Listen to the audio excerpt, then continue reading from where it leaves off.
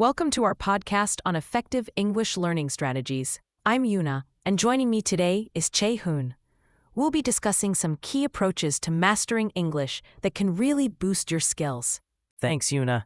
As 12th graders preparing for university and beyond, having strong English skills is so important.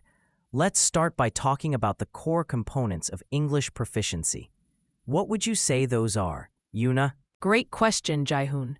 There are 6 key skills we need to develop: reading, writing, listening, speaking, vocabulary, and grammar. The key is to work on all of these in an integrated way, since they reinforce each other. That makes sense.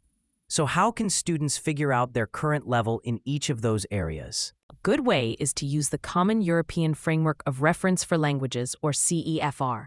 It has 6 levels from A1 beginner to C2 mastery.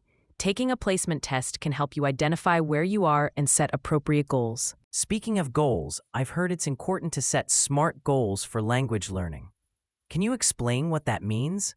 Absolutely. SMART stands for specific, measurable, achievable, relevant, and time-bound. So instead of a vague goal like get better at English, you might say, improve my CEFR speaking level from B1 to B2 within 6 months by practicing conversation for 30 minutes daily.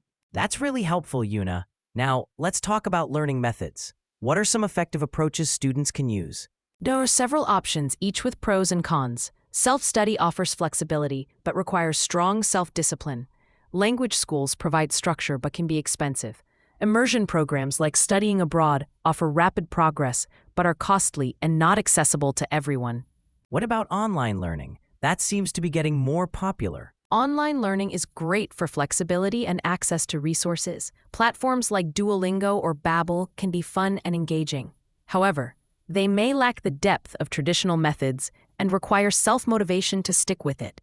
Interesting. Are there any strategies for improving specific skills like reading or listening? Definitely. For reading, extensive reading of materials slightly above your level is key. For listening, podcasts and English language media can be really helpful. The key is consistent exposure and active engagement with the language. What about speaking? That's often the most challenging for students. Speaking does require courage, but practice is crucial. Language exchange apps like Tandem or HelloTalk can connect you with native speakers. Even practicing alone by talking to yourself in English can help build confidence. Those are great tips, Yuna. Let's talk about resources. What tools do you recommend for English learners? Good question. A reliable learner's dictionary is essential. I like the Cambridge or Oxford Learner's Dictionaries. Graded readers are great for extensive reading practice. For grammar, the English Grammar in Use series is excellent. And don't forget about authentic materials like news websites, YouTube videos, and podcasts. Those sound really useful. Any final advice for our listeners who are working on their English? My top tip would be to make English a part of your daily life. Set aside dedicated study time, but also look for ways to incorporate English into your routine. Change your phone language to English. Watch shows with English subtitles or keep an English journal. Consistency is key. Excellent advice, Yuna.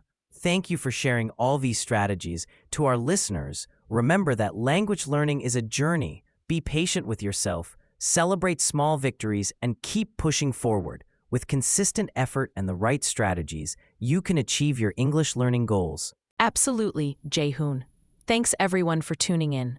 Keep practicing, and good luck with your English learning journey.